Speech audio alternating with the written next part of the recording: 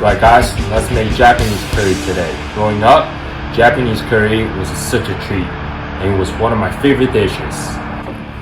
You can find Japanese curry seasoning or base in the store and they work wonderfully, magically. However, I don't have it, so we're going to make it from scratch with only 5 simple ingredients today. After we make the curry base, we're going to make the curry stew with onion, carrots, and potatoes. And at the end, we're gonna fry some eggplants to top it off. For the curry base, we got flour, butter, garam masala, Madras curry powder, and chili flakes. And you guessed it, we're going to make a roux, which is the base for a lot of sauce. First step in making the curry base. Melt your butter, add the flour, and keep stirring. Cook up the flour and butter first. Butter, after 5 minutes, will become very loose, like this. And the color is kind of like a peanut butter. And it should smell very nutty and nice. Right, next, we're going to cut the eggplant to about 1/8 of an inch. And we're going to salt them and then bread them in breadcrumbs. Right, not so much. Just enough to draw the moisture out of the eggplant. And then, you know my love with the grater. Grate that ginger and garlic. Get them nice and small, fast. What's good about using a grater for the ginger? You see all these stringiness that's being left behind? Chuck it away. They don't taste good. All the good stuff is already here. Right, we got onions, bay leaf, carrots, potatoes, ginger, and garlic. Now, let's make that curry. First, caramelize your onions. Nice and slow. These onions will provide sweetness to your curry. Wonderful. Next, I'm cooking ginger and garlic nice and slow on medium-low heat until nice and fragrant. In the beginning, the garlic and ginger will smell kind of harsh. Once the smell mellows out, then you're ready. Right, my ginger and garlic are picking up a little bit of color at the bottom of the pan and it smells delicious. Now, time to add the carrots and potatoes. Right, after I added the carrots and potatoes, turn off the heat and pour in your chicken stock. Beautiful, just barely covering them. Bring the stock to a boil and turn to simmer.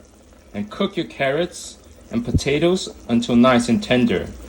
And then we're going to add the curry base. This is how I am simmering the carrots and potatoes, with the tin foil acting as a lid, leaving a little bit of gap, and turn to medium-low. And you can see the soup is bubbling. Wonderful. Now my veggies are nice and tender. Time to add my curry paste. I added some hot liquid into the paste.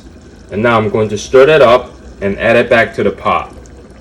After you add the curry paste to the pot, bring to a simmer and it will start to thicken up. Beautiful. And add some soy sauce and sugar to adjust the seasoning. Right, just look at these eggplant. After being salted for 40 minutes, it's got plenty of liquid on the top. Now we're just going to soak up the liquid and get them nice and dry to bread them. To bread the eggplant, I got flour, egg wash, and Japanese panko.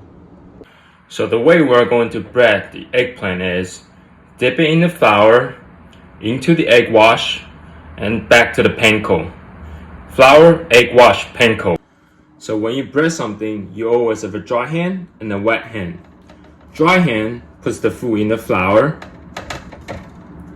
and then put it in the egg wash. The wet hand will coat the food with egg wash and put it into the panko. And again, with the dry hand, coat the food with the breadcrumb or the panko.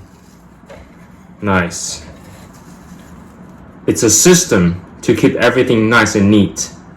we're going to shallow fry our eggplant. And we're going to fry the eggplant in 350-degree oil.